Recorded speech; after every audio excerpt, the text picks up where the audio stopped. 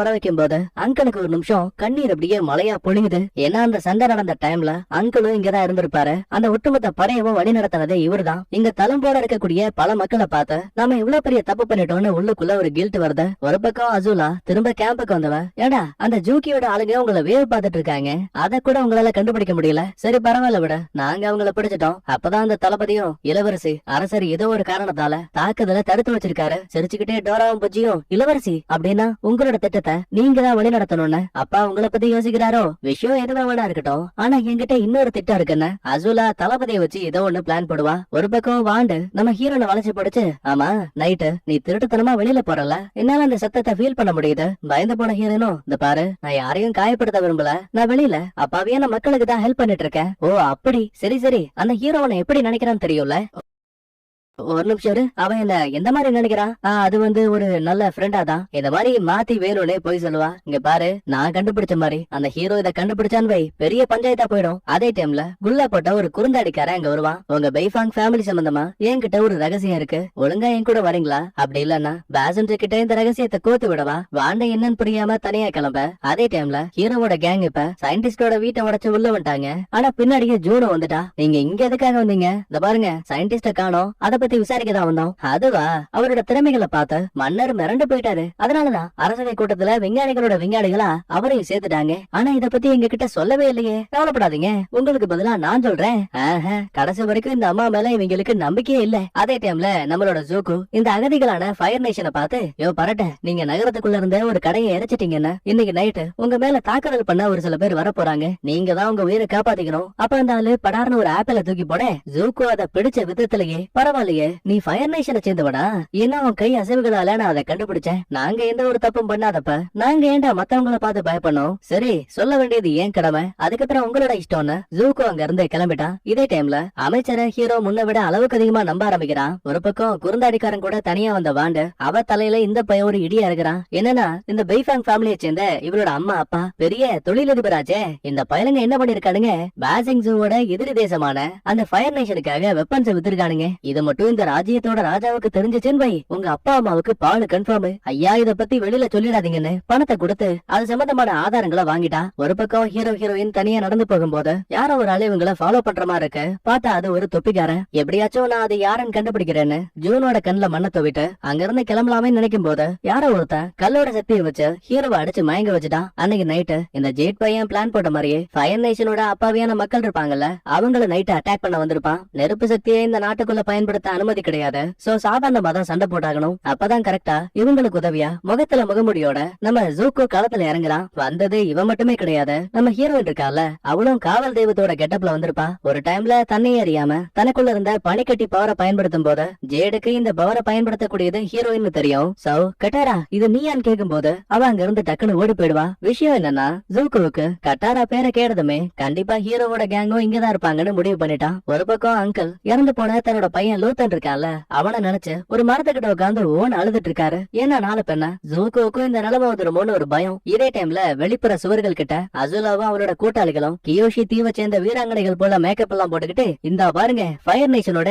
தளபதியை நாங்க பிடிச்சிட்டோம், இந்த கமலஹாசனுமே உங்க பொறுப்புன்னு நல்லவ மாதிரி ஆக்டிங் போட்டு திருட்டுத்தனமா கோட்டைக்குள்ள வந்துட்டாங்க. அடுத்த மயக்கத்தை விட்டு ஹீரோ கண்ண முழிக்கும் போது அவனுக்கு முன்னாடி வெளிப்புற சுவர்களோட காவலாளியான ஒரு தளபதி இருக்காங்க. இந்த அம்மாவோட பேரு லீனா. அம்மா நீங்க எதுக்காக என்ன இங்க கூட்டிட்டு வந்தீங்க? அவதார், ஒரு சில உண்மைகளை நீங்க தெரிஞ்சுக்க வேண்டிய நாள் வந்துருச்சு. நீங்க நினைக்கிற மாதிரி அந்த அமைச்சர் அவ்வளவு நல்லவன் கிடையாது. அவனோட வேலையே வெளியில எந்த ஆபத்து வந்தாலும் சரி அது சம்பந்தமான எதையும் அரசர் காதுக்கு போக விடாம நகரத்தை தான் தான் பாதுகாப்பா வச்சுக்கிற மாதிரி அவங்கள நம்ப வச்சிட்டு இருக்கான். ஆனா உண்மை அது கிடையாது. சில மைல் தூரத்திலேயே எதிரிப்படையான ஃபயர் நேஷன் 20,000 சோல்ஜர்ஸோட நம்மள தாக்குறதுக்காக காத்திருக்காங்க. இந்த உண்மையை நாம ராஜா கிட்ட தெரிவிச்சாகணும். அதுக்கு ஆதாரமா கியோஷியோட வீராங்கனைகள் ஃபயர் நேஷனோட தளபதியான கமலஹாசனை பிடிச்சிட்டு வந்திருக்காங்க. இல்ல நீங்க போய் சொல்றீங்க, எப்படி இருந்தாலும் அவரு என்னோட ஃப்ரெண்டு. பயந்து போன ஹீரோ இப்ப இந்த இடத்தை விட்டு நேரா அமைச்சர் இருக்கக்கூடிய இடத்துக்கே வந்துட்டான். அவதார் என்னாச்சு? அமைச்சரு ஆபத்து, உடனே நான் மன்னரை பார்த்தாகணும். அதாவது இப்பதான் வெளிப்புற சுவர்கள் கிட்ட இருக்க தளபதியான லீனாவை நான் பாத்துட்டு வந்தேன். அவங்க சொன்னாங்க சில மைல் தூரத்திலேயே ஃபயர் நேஷனோட படைகள் இருக்க மாதிரியும் அவங்களோட தளபதியான கமலஹாசனை பிடிச்சிட்ட மாதிரியும். இல்ல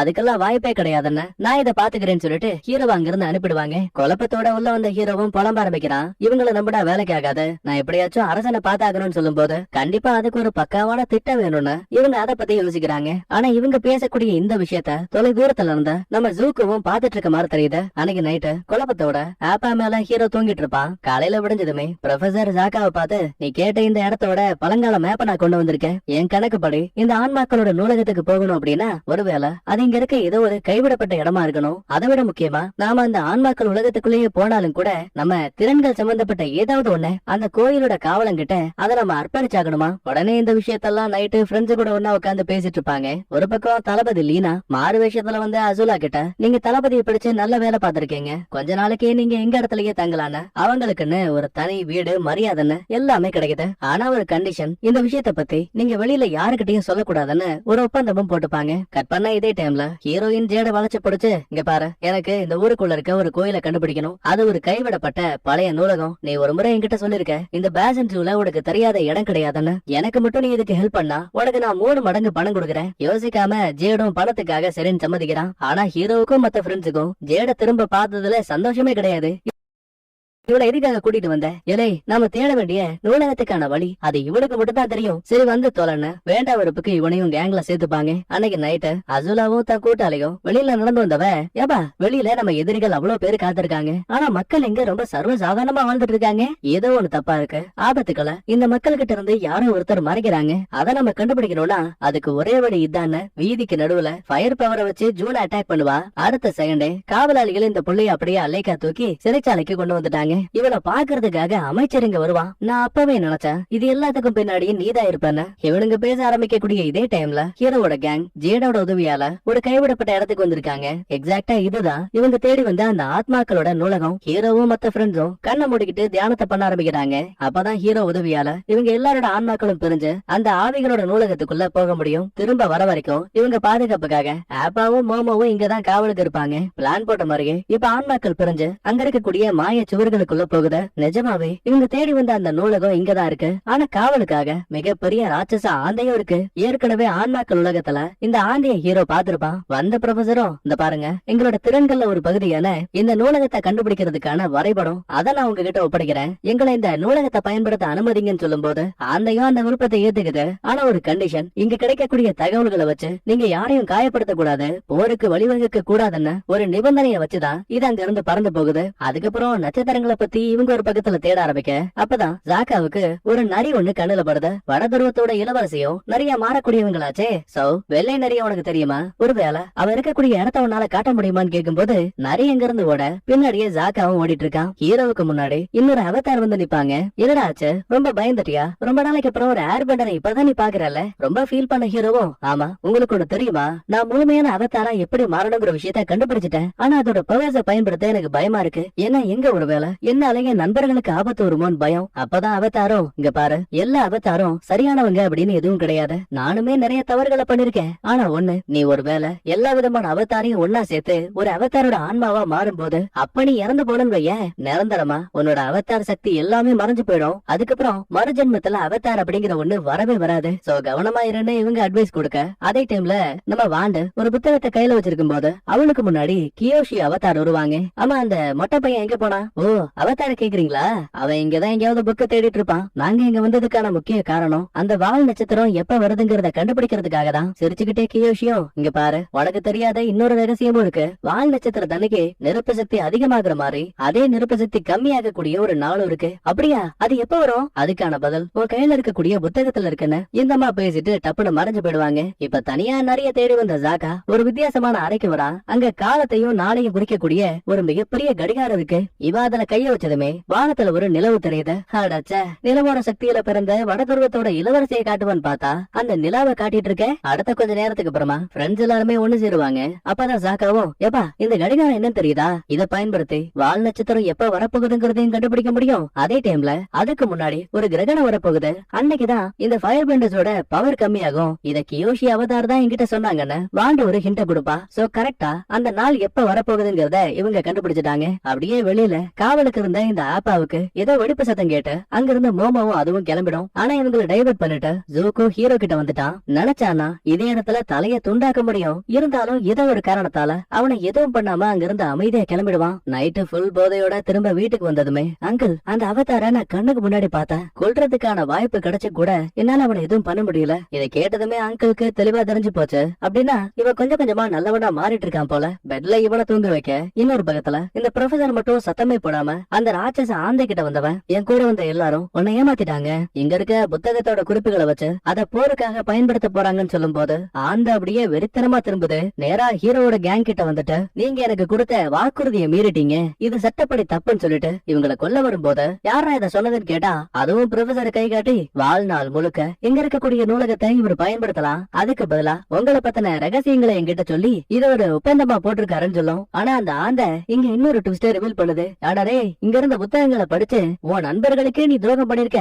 அப்படி பார்த்தா நீ மட்டும் நல்லவனா, முதல்ல ஓன் ஜோலியா முடிக்கிறேன்னு லவக்குன்னு வாயில போட்டு இவனை முழுங்கிடுச்சு. நிஜ உலகத்துல அவன் உடலும் மறைஞ்சு போயிடும். இந்த கேப்ல ஹீரோவும் ஃப்ரெண்ட்ஸும் அங்க இருந்து தெரிச்சு ஓட ஒரு பக்கத்துல ஆப்பாவை யாரோ ஒரு சிலர் அட்டாக் பண்ற மாதிரியும் தெரியுது. பயத்துல மோமோ மட்டும் ஒரு சின்ன கல்லுக்கு பின்னாடி ஒளிஞ்சுக்கும். உண்மையை சொல்ல போனா இந்த கனவு உலகத்துல யாரோட பவர்ஸுமே ஒர்க் ஆகாது. அந்த வேற முன்னாடி வந்துகிட்டு நீங்க எல்லாரும் சாக போறீங்கன்னு சொல்லும் போது முதல் ஆளா வாண்டு மட்டும் வெளியில ஓடி வந்துருவா. அதே டைம்ல அங்க இருக்கக்கூடிய பழங்கால கட்டடம் அது கொஞ்சம் கொஞ்சமா உடஞ்சு உள்ள போயிட்டு இருக்கு. இவன் இந்த கட்டடத்தை தாங்கி பிடிக்காதால வெளியில அந்த ஆப்பா மிருகத்துக்கு இவளால ஹெல்ப் பண்ண முடியல. அதே டைம்ல இங்க இருந்தா எல்லாரும் செத்து போயிடுவோம்னு சொல்லிட்டு ஜேட் உள்ள போந்து, நான் பண்ண தவறுகளுக்காக உங்களுக்கு ஹெல்ப் பண்ணி நான் இந்த ஆண்ட கூட சண்டை போடுறேன், நீங்க தப்பிச்சு போங்க, இந்த உலகத்துக்கு நீங்க தேவைன்னு ஒரு கொக்கிய வச்சு அந்த ஆண்டையோட காலை பிடிச்சுக்கிட்டு மறு கொக்கிய பக்கத்துல இருக்க தூண்களோட லாக் பண்ணிட்டான். அது பறக்கவும் முடியாம ஓடவும் முடியாம மாட்டிக்கிச்சு. இந்த சின்ன கேப்ல அங்க இருந்த ஃப்ரெண்ட்ஸ் எல்லாருமே வெளியில போயிடுவாங்க. பாவம் தனியாலா ஜேட் மட்டும் அந்த ஆந்தை கிட்ட மாட்டி சாகுற மாதிரி தெரியுது. வெளியில வந்தவங்க ஜேட் மறைஞ்சு போற விஷயத்த பார்த்து ஷாக் ஆயிடுவாங்க.